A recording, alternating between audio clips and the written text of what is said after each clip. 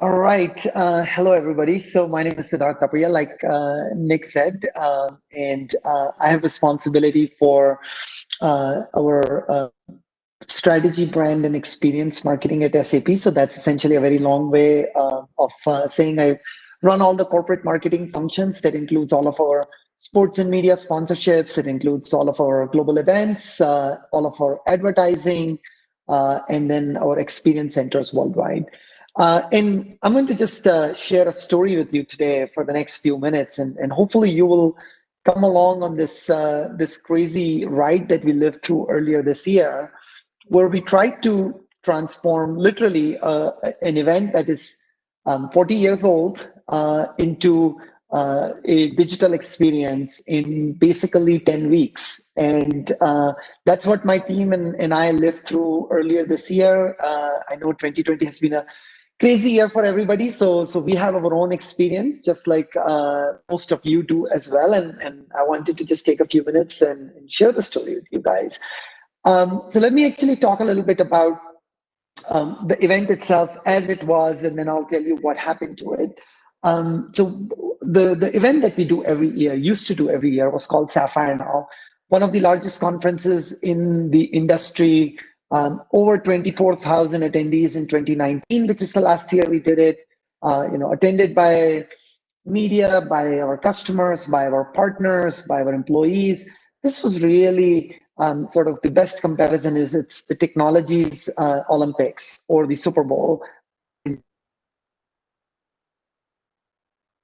This is a massive production, massive in-person event. We every year we unveil our latest technology innovations. We talk about business announcements, partnerships. We have everybody from the who's who of the business world, the who's who of the sports world. Last year, we had the opportunity to host Tim Cook, the CEO of Apple. In the past, we've had Adam Silver, Kobe Bryant, Charlize Theron, Carly Kloss, Lance Armstrong, Derek Jeter, Sandra Bullock. Like, I could go on the list. We've been doing this event for 31 years, and we've literally had the who's who of business and technology and sports and media stop by and present and share the stage with our speakers and share their experiences with this audience. And from a marketing and sales standpoint, which is what my world is, we have always maintained very much a sapphire to sapphire mentality. The event is called Sapphire, and every year we essentially say, needs to happen before Sapphire, that needs to happen after Sapphire. Just like retailers have Black Fridays and sports teams have their season and the off season. No different for us. It's pre-Sapphire and post-Sapphire. And this was very much a hands-on event. Primary focus was the in-person experience. Actually, our digital experience was very limited, sometimes on purpose, because we did not want to cannibalize our in-person experience. We always believed that we wanted all of our customers and partners to come to Orlando, touch the software, feel it, be able to interact, network, build connections. And there are people that have built these communities that come year after year. There are people that you can find that have been coming to this conference for decades and who have a group of friends and communities that they have built around this event. And really why people come there, if you stay on the previous slide there just for a second, is to engage with each other and to engage with experts, to learn about our solutions and of course, to develop skills. And every year at the end of Sapphire, we used to do a concert. And this was, our time to sort of put your feet up and enjoy and celebrate. This used to be every week, a private concert, usually at the MV Center in Orlando. And last year we had Lady Gaga. In the past, we've had Coldplay, Sting, Jennifer Lopez. And we've won lots and lots of awards for this event, BizBash, Event Marketeers Awards, lots and lots of them. And so that's the world that we were in up until earlier this year. And we were planning very much since October of 2019 to the start of this year to make 2020 an epic year as well. We were going to have a great coming out party. We had just had new co-CEOs announced at SAP. We were going to be actually renting the entire Universal Studios theme park in Orlando, and then have great entertainment, but also have great conference. That was the plan. Now, as we all know, nothing that has been planned has actually worked out this year. And that very much was true for what happened to Sapphire Now 2020 as well. So if you go to the next slide, we basically started the year very much planning the event, and the event has a 1 year planning cycle. So we start planning for the event the day after the event completes. By October, the planning is fully underway, and then as we are going, if you keep clicking, we ended up March 3rd canceling all of our Q1 events. This is when COVID hit, and we made a decision to cancel all of our events. All of our employees went remote, much like many other companies. So March 16th, I remember still, was the time when we actually had all of our employees starting to work from home. I actually was new in my role. I had taken the role on 2 weeks before that, and literally I'm on the call with our CMO, who is online with our CEO. Essentially, we're trying to make a decision about what to do with all of our events that are scheduled in Q1. We're having other events, not Sapphire Now, that are taking place in March and April. We have employees that are on site in Las Vegas that are getting ready to literally start the event in 2 days. And we're scrambling, trying to make a decision. And by March 26th, we had already announced that we would actually be canceling this year's Sapphire Now. First time we would be providing our customers a brand new experience a few weeks later in June, and it will be 100% digital experience. We had no idea how we were going to do it. We had no idea what we were going to do, but essentially our CEO said, we need to make sure that we engage with our customers, because our customers still want to talk to us. They still want to hear what we have to say. Let's make sure we deliver on that commitment, even though they cannot physically travel and come to Orlando this year. Now, in the middle of this, few other minor things happen. We have a CEO change. So we go from a co-CEO model to a sole CEO model. And we have an outbreak of COVID-19 in my team, in my events team, and a number of key people that have been working on both the current event and on transitioning the existing event are essentially out of commission for a number of weeks.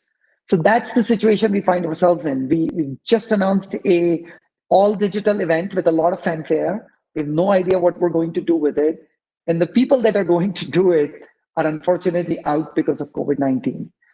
And it was quite an experience that we went to, because we weren't in offices, we were all working remote.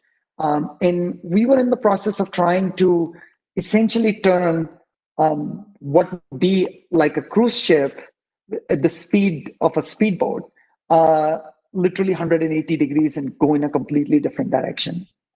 Now, John F. Kennedy once said, when you write it in Chinese, the word crisis is composed of two characters. One represents danger and the other represents opportunity. And literally, if you go to the next slide, JFK's quote perfectly highlighted the inflection point that we were facing. It was a time when we had lost everything that we knew, and we needed to build something brand new. Now, for those of you who might not be familiar with SAP, we're a global company, and we do business in over 160 countries. We have over 100,000 employees. We have close to 500,000 customers, 20,000 partners, roughly $28 billion in yearly revenue. And so our scale is global. And when we looked at our event, we said, well, we've been doing our biggest conference, but this conference just happens in one time zone, literally in one physical location. And that's all that we have. We just service people that are a very small slice of our overall customers. And so we started to think about how are we going to rebuild Sapphire Now into a completely global digital first event. And we quickly recognized that we had a great opportunity to reach our customers worldwide, to touch our pipeline of customers worldwide, and create a digital always-on experience instead of a point-in-time physical experience that we were going to be replacing. Now, of course, the biggest challenge is you have 10 weeks to do it. So when we presented our strategy to our CEO and CMO, we absolutely sort of showed them this vision of Sapphire Now Reimagined. And if you go to the next slide, we said, look, our path forward is going to be 100% digital experience. Now, this was a transition that we wanted to make anyway. Over time, we believe that we will have to move away from some of these physical events to having a more hybrid experience. No different than, there is an experience for you to watch an NFL game in the stadium, but there's also an experience for you to watch it at home or in a bar. And so we needed to provide all of those experiences. We were just providing one experience so far to our customers. But at the same time, COVID had accelerated this entire transformation that would have taken many years for us to do. Just like it has done for many of you in your respective arenas, it did that to us almost overnight. And so the vision for the event, if you go to the next slide, was we wanted to create what was a three-part experience. Part one was we are going to have a series of unplugged conversations, 15-minute conversations with thought leaders, with sports personalities, with renowned people that have accomplished a lot in their personal and professional lives. We started that almost immediately. We started this in early April. And then we established the other two parts, which is a highly produced sort of conversations, which was the vision, laying out what we were going to do as a company. And then 60-minute used under the Converge umbrella, which we were going to do. We did 15 shows total, 1 hour each, that we want to produce in that 10-week period, covering a variety of different topics that our customers cared about, different industries, different departments in a company that they wanted to understand what we had to offer and what other companies were doing in that space. And as we did that, we wanted to be very global. And so if you go to the next slide, we basically imagined that this would be a simultaneously run global event. We would have 15 different channels that would premiere the week of June 15th. And we are going to have not just English language global broadcast, but we would also have local language content. We would have regional speakers. I think if you advance to the next slide, everybody can see it. We did it across 8 different time zones. And we wanted to make sure that all of the content that we were producing was accessible around the world in a language and a time zone of people's choosing. So we were not making anybody wake up at 3 a.m. in the morning and watch a conference that was happening in North America. We were providing them an experience that was truly local to them. I don't know if the slides are working here. Can anybody advance it to the next slide?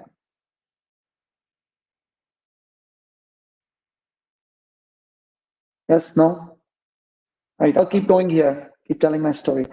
Thank you. These are the 15 regional sites that we create so that our customers could engage with us in the local languages. And you see, this is again, in a 10-week period, we're trying to produce 15 shows, series of unplugged sessions, conversations, a overall vision program, and then provide it locally and provide it in local languages. And up until the day of this event, we were like, we achieved it. We did the most unimaginable thing that is possible. And remember, this is still in late May, early June timeframe we're talking about. Not very many companies had done global events. Not very many companies had tried to be as ambitious as we were. And we are ready to pull the curtain and we're ready to welcome people into our experience. And then if you go to the next slide, we made this digital transformation and we had a lot of learnings along the way. Our experience was not perfect, but it provided a great testament to our team.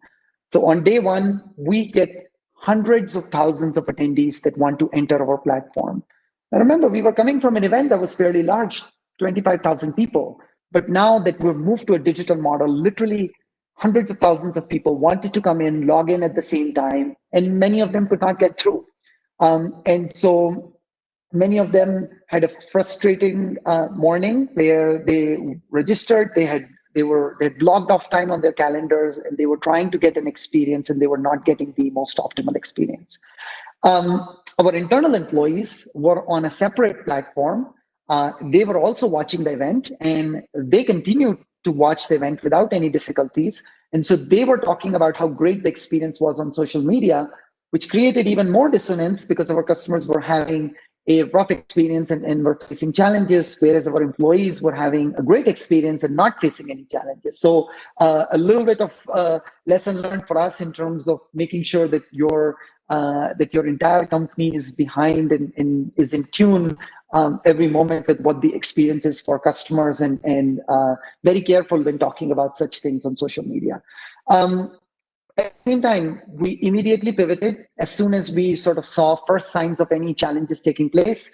Our team entirely put all of our content online. We continued to broadcast the event on all public platforms, including Twitter and LinkedIn. And then eventually we moved the entire experience to a new platform almost overnight. And that's something that, I remember my team and I almost did not go to bed for 3 days until the event was done, because we had to migrate a completely built experience from one platform to another while the event is running. So there's lots and lots of learnings from that in terms of how you negotiate contracts with speakers, how you make sure that different audiences engage with you, what happens on social media.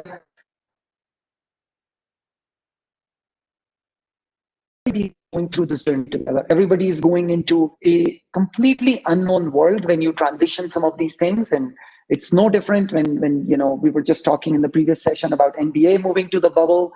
All the companies are trying to do their best. All the leagues, all the sports organizations, government, schools, everybody's trying to do their best to provide and recreate a digital experience. And we were no different in trying to do that. And almost everybody is having some hiccups along the way and learnings along the way. And we had a very similar experience. Now, if you go to the next slide, we have learned a lot from the experience. And despite some of the challenges that we faced, we believe that we're better off for it. We are now going to completely move to a hybrid experience model. That's something that we have subsequently gone back to our CEO and to his top leadership team and agreed with them that we're going to continue to always provide hybrid experiences to our customers. So there's no looking back from, you've gone from physical to digital and now you're going to stay with hybrid. There's no going back to the world as it was in 2019. That's one of our big takeaways. At the same time, we have also found that creating these digital experiences is so important. Now, this event that I talked to you about, it was one event amongst 3,000 or so events that we do every year. We did this event at 1/5 the cost, and we had 10 times the number of attendees and 10 times the business impact of a in-person event that we would have. So the potential that we have with engaging customers, engaging prospects digitally is very, very significant. And we're still scratching the surface, I believe, in terms of all the possibilities that are there.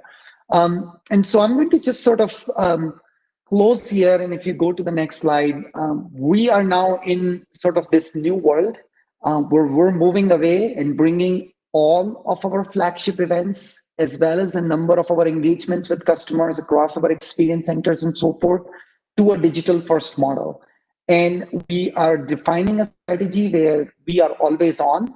The customers don't have to wait to engage with us, but they can engage with us at the time and place of their choosing.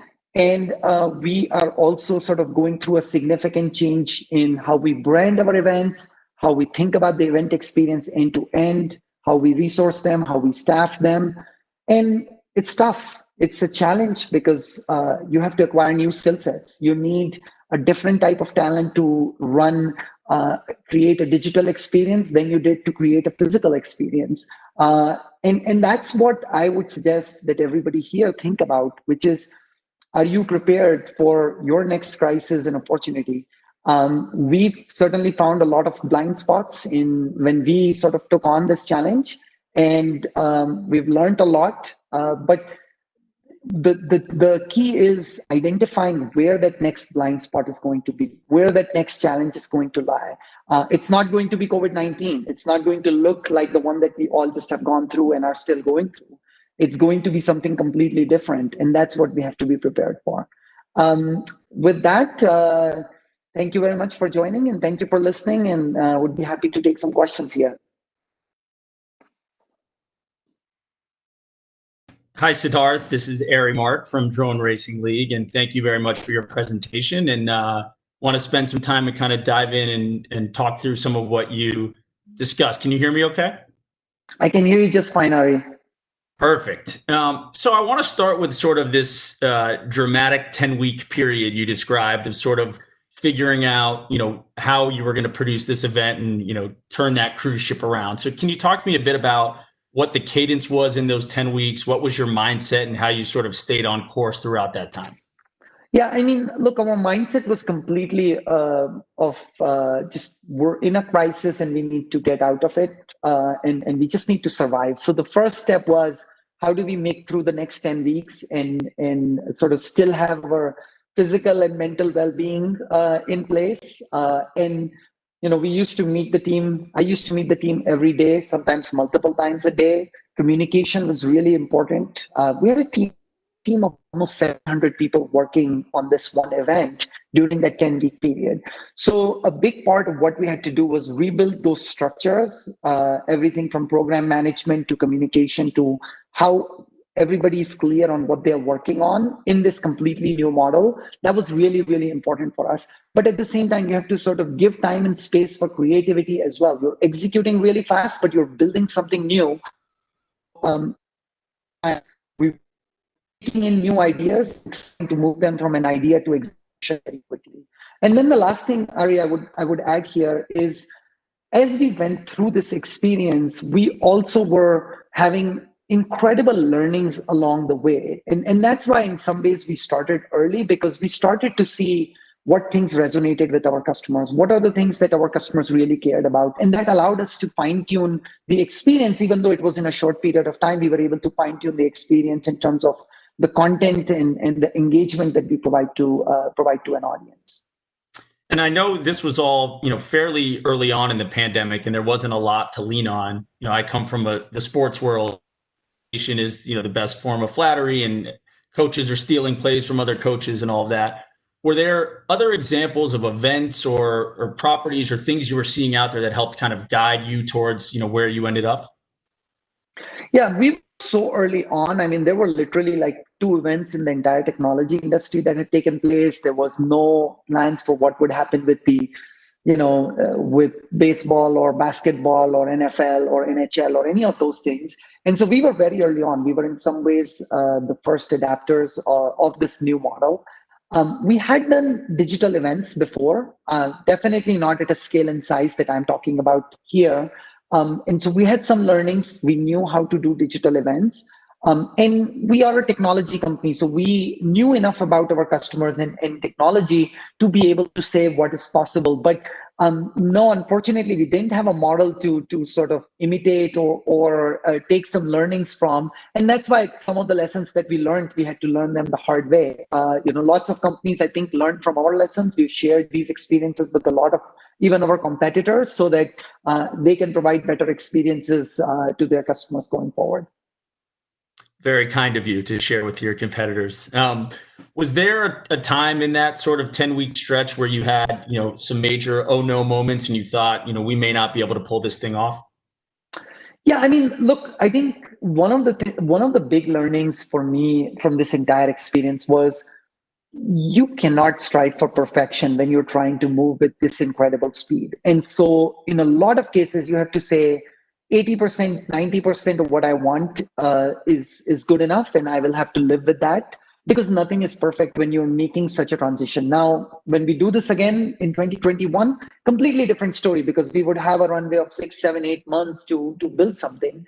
But one of the big learnings for us was nothing is going to be as good as you want it to be, because your time is so limited. And the big oh no moment for us was really just as we invited our customers, and we had all kinds of issues for them to come in and be able to kind of get the experience. And you've built a great experience in such a short period of time, and it's a shame when your customers are not able to see it, to engage with you, and to experience it. And so that was a big moment for us. But it after a stressful few hours, big kudos to the entire team that turned us around on a dime in a matter of few hours, and we were able to sort of continue to provide our customers a much better experience after the first day of the event. And also, in hindsight, one of the things that we learned was you have to sort of take on a reasonable level of complexity. Like I said, we did this across 15 different locations, 8 different time zones. When you're trying to build something in 10 weeks, you should only put so much on the airplane that it can take off, because otherwise it doesn't work. Now, we were lucky and fortunate that we were able to provide a great experience for our customers, but lots of learnings for sure, and lots of oh no moments as well. I think, we've all seen the technology and the ability to do virtual events, and obviously we are in the middle of one right now. How do you replace things like the concerts, the happy hours, the cocktail times, the fun parts that maybe have some of those informal moments that people crave in these types of events? Yeah, I think, look, we're all still learning. There is no sort of magic bullet to say, how do you replace a happy hour, or how do you replace a sidebar conversation that somebody has with someone else totally random at a lunch table. But I think, the one thing that is quite interesting is, to me, this isn't as much of a comparison between a physical event and a digital event, but I think the way to look at this is saying, you had one type of experience, now you're building a completely the old experience just could not provide. For example, you needed to travel sometimes for 4 days and be out of office to attend a physical event. You don't need to do that anymore. You can log in and you can log out, and it takes you a couple of hours. And you essentially, if you are paying attention at the time, which is a big if, you can get the same type of learnings, and you can get a lot of value. I think there are tools that are now starting to emerge that allow for some networking and engagement to take place with an audience as well, although I think there's still a long way to go. And I think in the future, I don't think it's going to be an either or choice. Once we have a vaccine, we are out of this pandemic, people are able to get back to normal, I think it will be an and conversation. People will say, sometimes I will go to a physical event, sometimes I will get a digital experience. I want to be able to decide and choose which one I want for what. And that, I think, is ultimately going to be the determining factor. So to me, it's pros and cons with everything, but these are completely different elements, and you almost have to take a look at providing customers choice. That's how we have approached this, and how do we make sure that our customers can get the experience that best serves them. Definitely. You mentioned planning, sort of this mindset where everything was pre-Sapphire, post-Sapphire, and starting planning for this in October for an event in the spring. How does that shift now? Do you plan even earlier now, or do you wait because there's so much uncertainty in the world? As you look at 2021, how has that changed your planning cycle? Yeah. So look, 2021, you still have a fair degree of predictability in terms of what things are going to look like, which unfortunately they'll continue to look like what they look like right now, at least in the first half of 2021. That's the working assumption that we have made for ourselves. I think the planning cycle is still pretty long, because this is still a marquee experience for our customers that we need to provide. But there are a lot of things that have to be done much later in the cycle. So for example, you might announce a physical event 3, 4, 5 months in advance, because people have to book hotels, they have to book their flights, they have to make plans to be out of office, etc. If I told you, hey, Ari, I'm doing an event that's 4 months from now and it's going to be digital, there is zero chance that you're actually going to make it, because you will definitely forget.